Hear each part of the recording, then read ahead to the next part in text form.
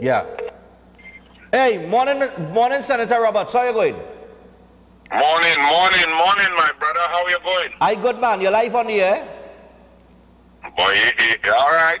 No, well, I had to call you because I was calling the other day to do a quick interview with you when you were highlighting the swimmers at the CC Can Games. Right. Right, and I was very taken aback and very impressed, although I know that you are, one of the best swimming coaches to ever grace that profession. When you were giving instructions to one of your swimmers and they executed it, down to the last and victory was there for our local swimmers. And then we had Nikolai Blackman, who has now become the world junior gold medalist for the 50 meters. So I just wanted to call you to find out now, how come we excelling there but failing in other sports? All right. Thank you very much. Good morning. Well, that's a deeper discussion. First of all, let me just talk about this young man, Nikolai Blackman. Right. You know, in Trinidad and Tobago, we are really blessed with genetic. There is some combination of genetics, of attitude, of culture that brings about, especially in the sport of swimming, some ability that is world shattering. We have had the privilege and we are lucky to have 3 generational type talents in the last 3 generations. We had George Bovell III, who was born to swim and who brought glory to Trinidad and Tobago, Olympic bronze, 5 world championship medals, world record, 4 NCAA championships and so on. Then we were supposed to go through a dry spell. You're not supposed to, in a little population of 1.4 million, you're not supposed to get another generational talent. And that next one came, it was Dylan Carter. Yeah. Brilliant, amazing. Now he still has to fulfill some of his talent with better coaching and preparation for the Olympic level. But he is world class, incredible. And now, what I may venture as being the best of them all is this Nikolai Blackman. He is so incredibly brilliant and amazing. The race that he won yesterday is the best of the best. Do not, you have some competitions where some countries don't go and it's kind of questionable. Yeah. Not everybody there. In this competition, every man, woman, and child from every nook and cranny of the world, from every corner, prepared, planned, selected their best of the best and went to this World Junior Championships. And Nikolai Blackman of Fatima College, of Marlin Swim Club, got up and beat the world in the 50-meter freestyle in a time of 22:35. Now let me tell you how fast 22:35 is.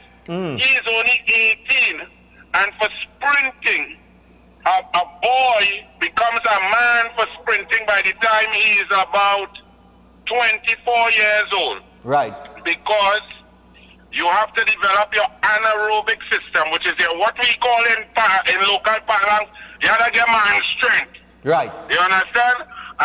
His anaerobic capacity will continue to develop for the next 6 to 7 years, which will mean he get more powerful, he'll generate more power to body weight ratio, and he will become extremely much faster. So to go 22.35 seconds, and he went faster in the semifinals, 22.33, which is a national record. He took 38 strokes across the 50 meters. He did it in a time of 22:35 with 2 breaths. Now, I can also tell you that he is not close to perfect. He is very raw. His start, for example, is good, but it is not world class yet. His leap off the block and his entry in the water can improve so that he can hit a higher speed in the streamline, which will set up his race and sort of slingshot him through. His head position, he dips it down a little bit too much during the sprint when he's accelerating through the back of his stroke and he's pushing himself forward. His kicks are still a little bit too high, and if he gets them down about an inch lower for each one, his body position will rise up like a speedboat, like Mr. Solo in a great race, and you will see speed. He has just got a full scholarship to the University of Tennessee, where the coaching program and the coach there is incredible. They are the ones responsible for Cayman Islands world champion Jordan Crooks. So his improvement is going to be in a geometric progression. He is just an amazing young man. On top of that, let me tell you something. It's not easy to go to sleep knowing you have a world championship final. You have to try to get to sleep. You know the whole world coming at you. You know Southman from Australia and Italy and everybody coming at you. And you know the whole country is hoping that you could pull it off. This young man deals with pressure like nobody else. The brighter the lights, like you know men like Michael Jordan, Brian Lara, Tendulkar, Wayne Gretzky. Those kind of great athletes that when you turn on the bright lights, they just love it. They are not practice players. They are big-time players who handle the adrenaline, the nervousness, and the pressure with a kind of consummate calm that is, you can hardly ever teach that. This young man is full of confidence, and the future people must know his name, Nikolai Blackman. Nikolai Blackman. He is just amazing. He's in the 100 freestyle also. He just swam it at 3:31 a.m. He went a little conservatively, you know, because obviously from the excitement and so on, the body has to recover. And he should be in the semi-final at about 11:30 a.m. Trinidad and Tobago time. Okay. And God willing, he will get into the final. Now, for this competition, you must also remember, this is like his third or fourth major competition for what we call the summer, for the July-August holidays then. Which means that he has not been doing the full hard work, because when we go to competition, we ease off, we rest off, we let the body recuperate, we give up some aerobic capacity to boost the anaerobic capacity, which is the speed, to get easy speed and so on. So we come off of the hard work, we come off of the weights and the dry land and the muscular endurance. Right. But the problem with that is that the longer races, you tend to not finish as fast because lactic acid starts to build up a little faster. So the 50 at this meet, the 50 freestyle would have been his best race. He went to the CAC Games and got a medal. You know, he went to the Commonwealth Youth Games here in Trinidad and won 3 gold medals, and now he's at the World Youth Championship. So he has had an exhausting schedule, and yet at the end of it, he can bring glory for his country. To see Trinidad and Tobago's flag fly and hear the anthem was incredible. So we are lucky. We should just enjoy this brilliant blessing that God has bestowed upon us. But it doesn't mean that the sport going good. You see the first question you asked me. That's a whole different talk. We go talk that next week. I don't want to water down the joy, the brilliance, the amazing accomplishment of Nikolai Blackman with any kind of negative analysis yet. But that is a discussion that has to be had. But we must just watch that video over and over. It is amazing to see the brilliance of this young man representing Trinidad and Tobago. And just real quickly, I have 2 minutes, right? There was another swimmer with the backstroke. The fellow, the youth man that real good with the backstroke. Liam Carrington. What's his name again? Liam Carrington. Liam Carrington. Yeah. Give us a little insight into him, man. We have 2 minutes.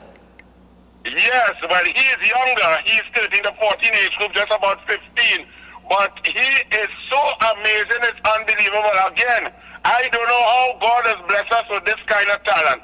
And as coaches, we must understand that when you get talent like that, you have to really be smart. You have to educate yourself. You have to read. You have to research. You have to plan. You have to periodize. You have to make sure that your macrocycles and microcycles link up. You have to know what you're going. Your car run down everything like hurry come for curry. It takes time to get to that world-class level. But Liam Carrington of Presentation College San Fernando is an amazing gift also. And that 200 backstroke that you saw at the Sisikan came after he had already swum 10 or 12 races plus relays. He was extremely exhausted. But his stroke, he's another one I just don't understand. He's like a racehorse, not that Harima, because racehorse ain't dead yet. But he's like a racehorse in the Kentucky Derby or in the Preakness. He loves to race, and his technique was so flawless. He even blew me away that he went out faster than I told him, and he looked comfortable and he did not die. Meaning the piano didn't fall on his back in the second 100. He is one to watch. He is young. He has 3 more years for the junior world, so he will compete in it shortly. I think it occurs every 2 years. Right. So he will be ready in 2 more years by 2025. And I think he will represent very well, and we have a chance to win some medals. He has made a move out to the U.S. also to get some great coaching. But we have a lot of talent. Over the years, we have wasted a lot. But coaches must understand, get smart, get smarter. You never know everything. Keep reading, know the science plan, and treat our athletes with respect. But we are very proud. Nikolai Blackman and the young swimmers are doing extremely well.